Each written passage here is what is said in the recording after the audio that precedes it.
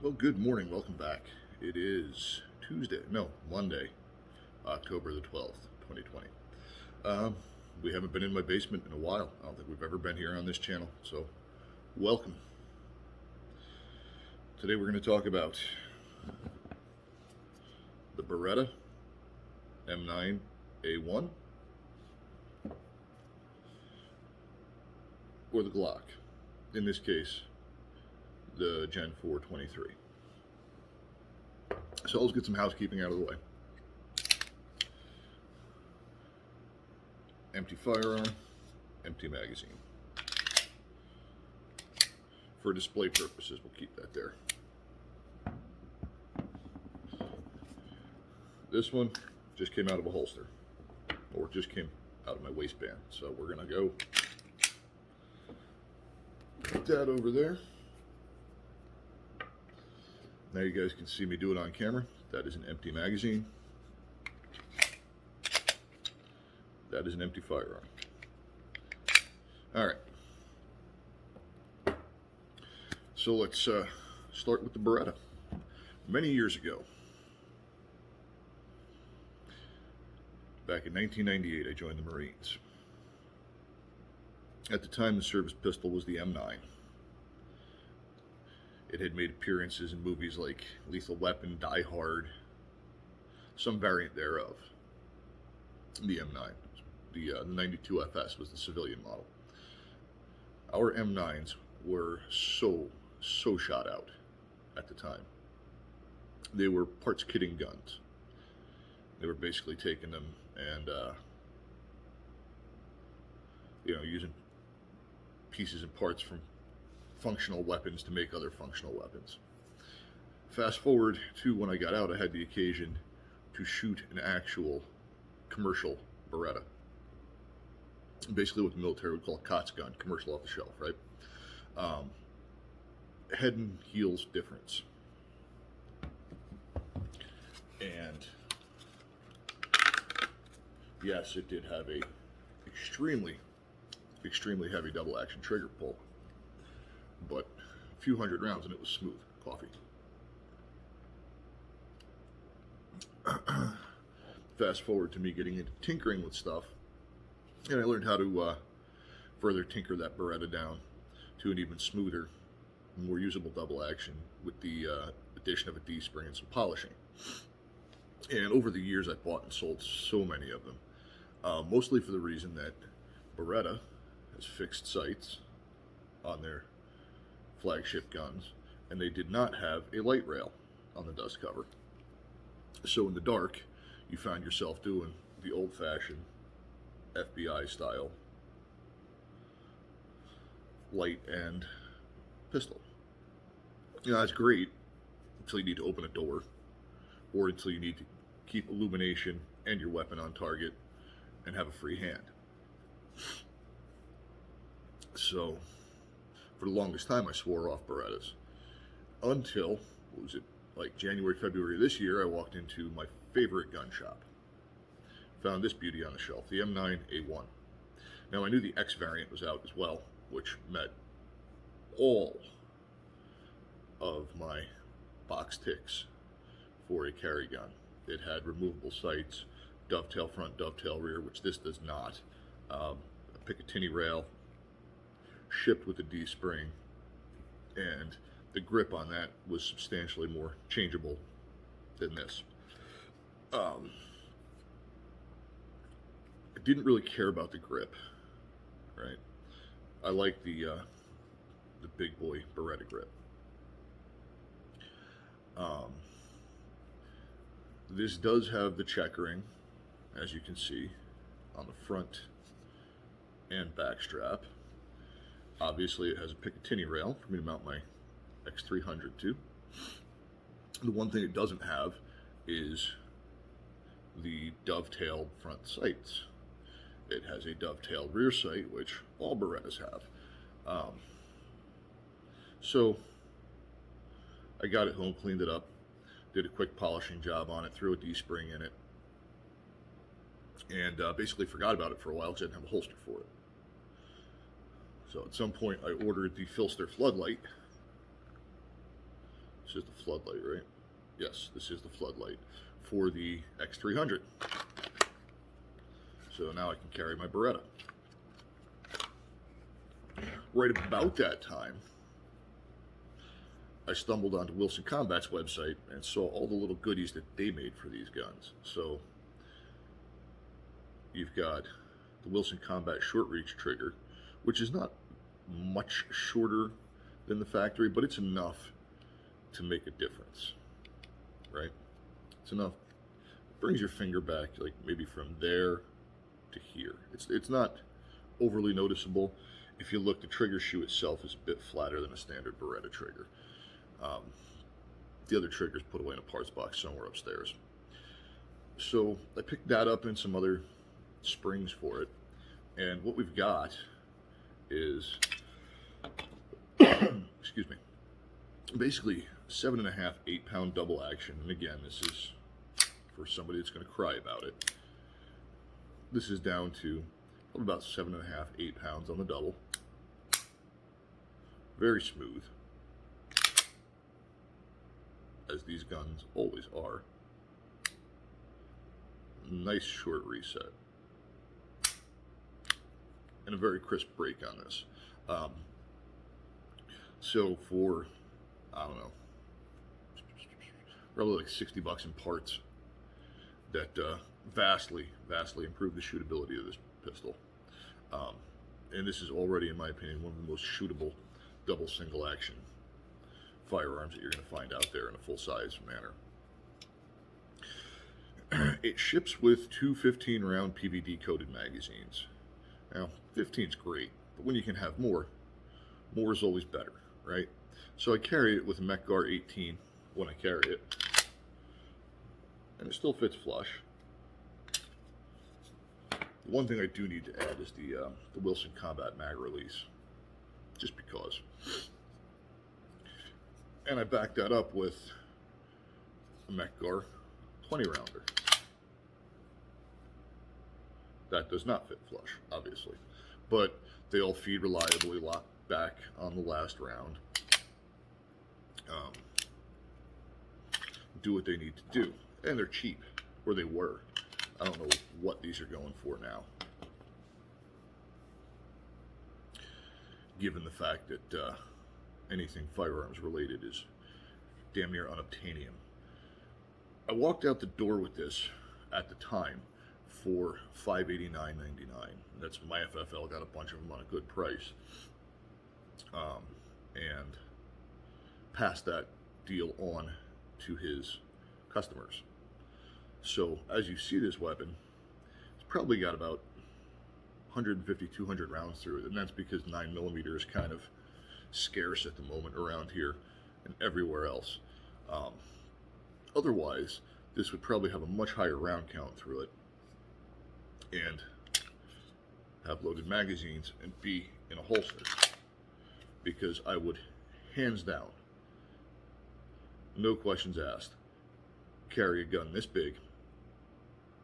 That's the double single action and has okay-ish sights, right?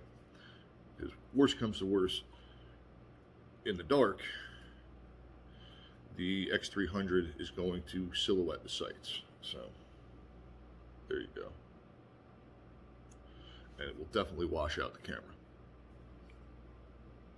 Back to the lights later.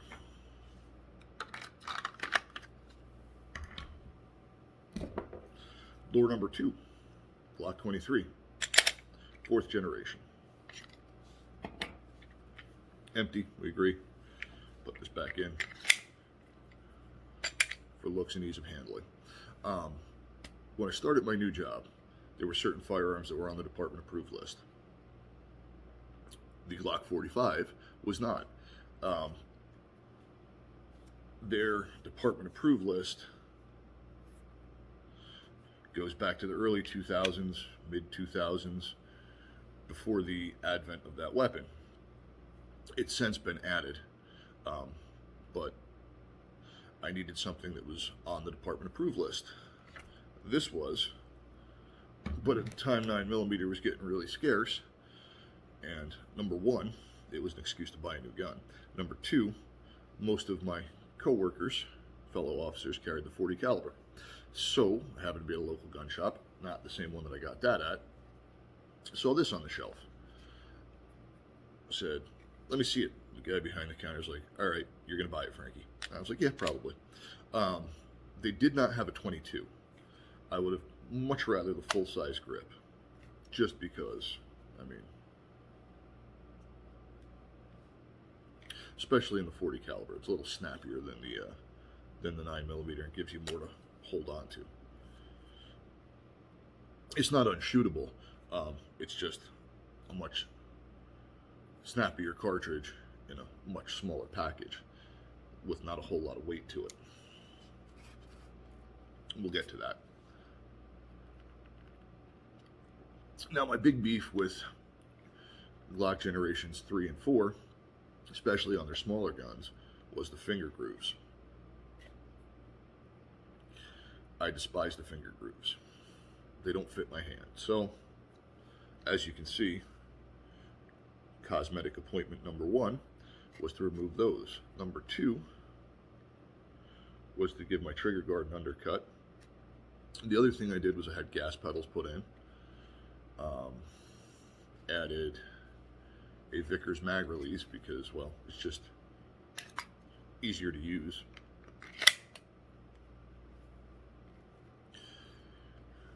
Did the half beaver tail chop because I don't like the full. This essentially makes it Gen 3 size if you leave the full hump on. Don't like the full hump. Did it on my Glock 45 as well. I cut it off and put it on like that, and it works very well. It doesn't bite my hand, as you can see. Gives me just enough clearance. That was another problem, having large paws. I never actually got bit by the slide, but I always had this ungodly fear of having the old train track through the web of my hand. There was no rationale to it. It's just me, right? And then added Ameriglow Pro Dots. See that, right? Well, you can see the bottom dot. Let's do this. You'll see why I really love the Ameriglow Pro Dots in a minute.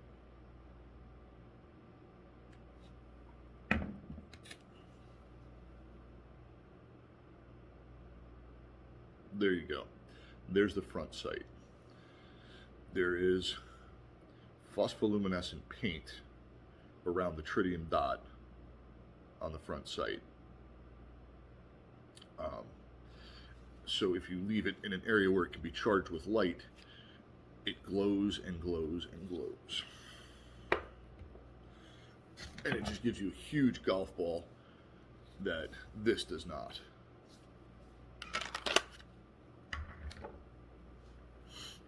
The other upside to this is that these things are like Lego sets. Parts from any other gun or any other Glock generally will work in any other Glock. The exception, you can't put Gen 5 parts in these. So this particular one has a, I don't know if you can see that, it has a non-serrated trigger in it. It has a Glock 22 trigger in it. I don't like the serrations. And after firing and firing of this thing's got a really nice trigger to it. Right? So for you guys that are going to cry again, well, you flagged yourself with your own gun. Yeah, it's empty. We established that numerous times. It's also camera angles, guys. So, right?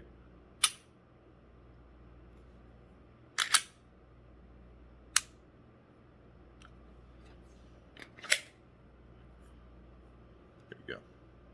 One more time.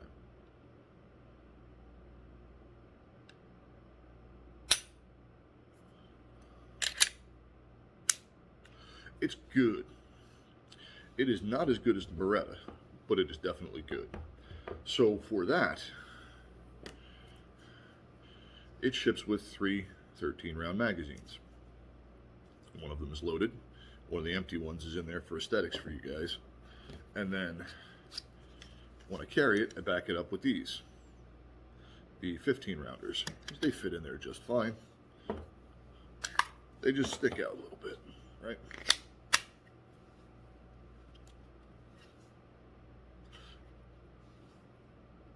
I think they make a grip sleeve that makes this more like a full-size grip, but I've never had a good experience with anything like that. It's always been asking for malfunction. So we'll put the loaded magazines back over here, all the bullets over there so nobody has a heart attack, and we'll get back to it. For this, I also have some ETS 24 round magazines that ride in my bag when I carry it, just in case, right? I think grand total we've got about 500 through this, and I've had 2 malfunctions. One of them was bad primer, the other one was when I got my grip, I was pressing against the slide. This little beauty, as we've already established, when it goes to worky time, and by worky time I mean either to work with me or just in the carry rotation, starts with the 18 rounder, and it's backed up with this, the 20 rounder, and all the way upstairs, I didn't bring them down with me, there's 30 rounders, and they're basically the same as the fun sticks that they make for like a Glock 17. The only difference is they're metal, and they're easier to find because, well, Berettas still really aren't that popular.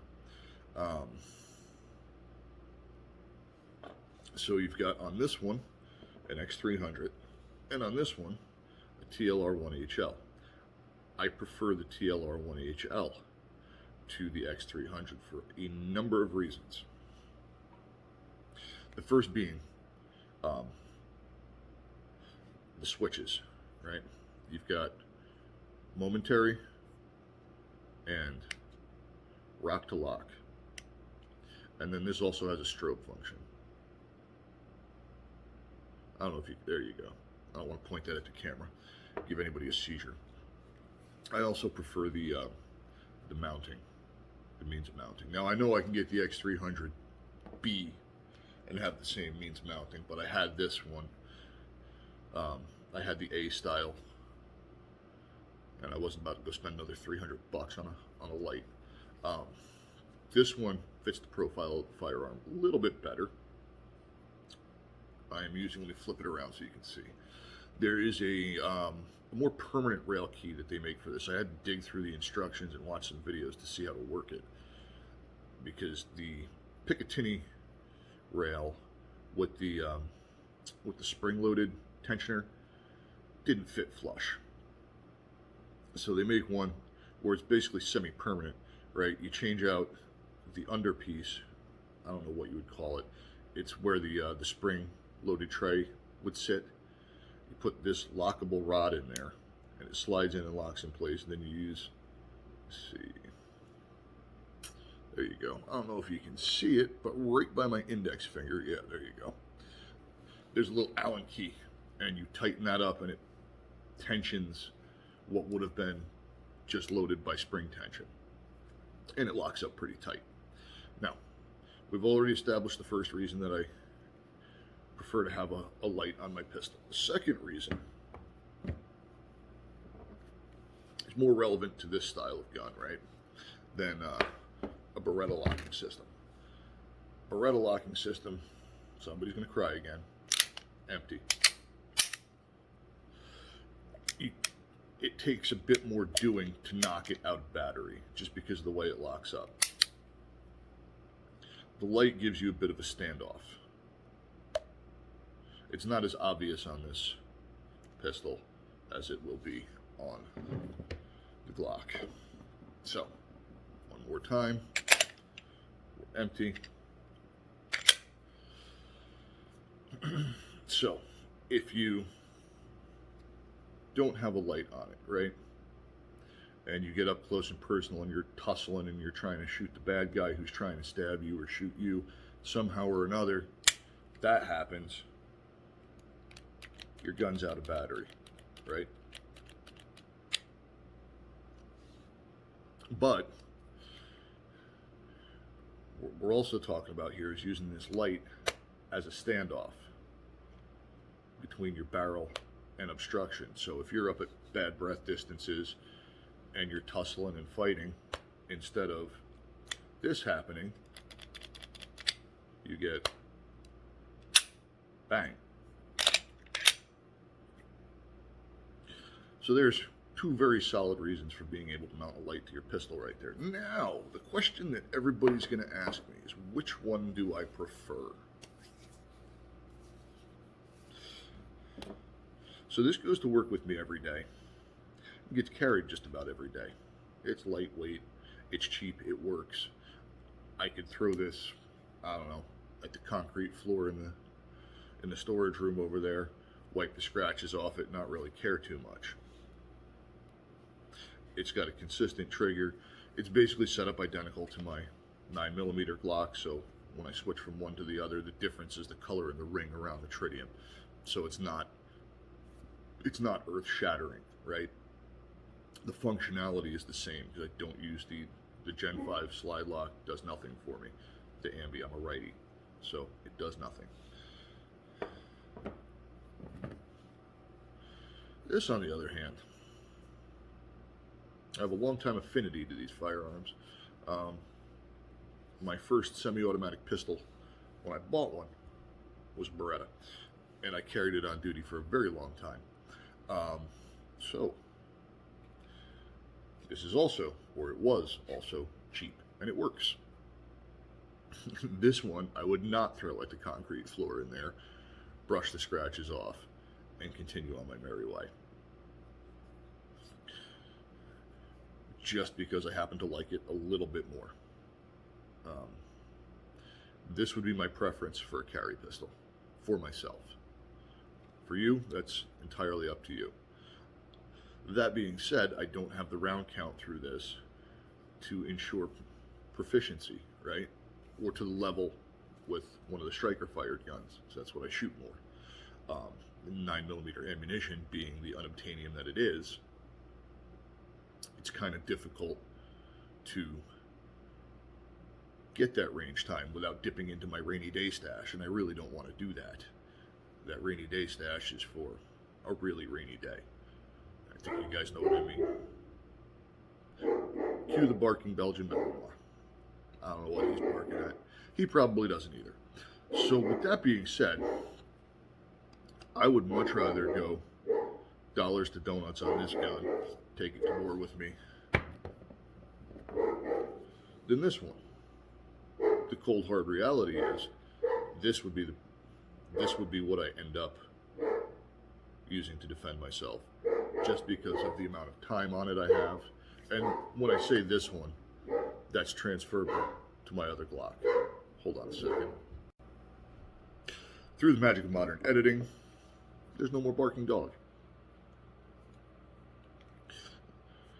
Have to figure out how to cut these together at the end. Because, well, missed the pause button, hit the stop button. Anyway, I've rambled on long enough. The likelihood of me carrying this or my other Glock is far greater than the likelihood of me carrying this particular pistol. Even though I enjoy it more, I like it better. I like the double single action better. I think it's a more reliable handgun overall.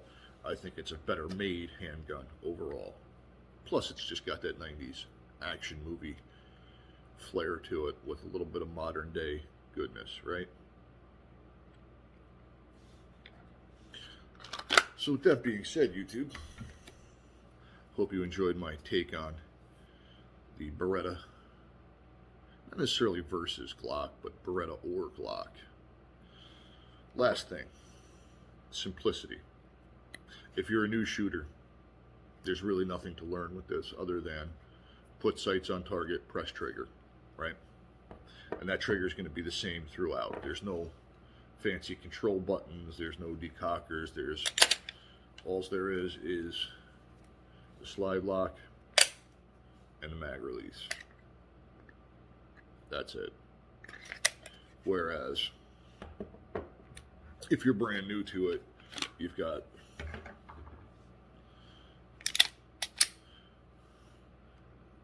figure out that the decocker is not only a decocker, but it's also safety, because I didn't do the G conversion, and that if you forget and leave it on safe, all you have is a really heavy and expensive club.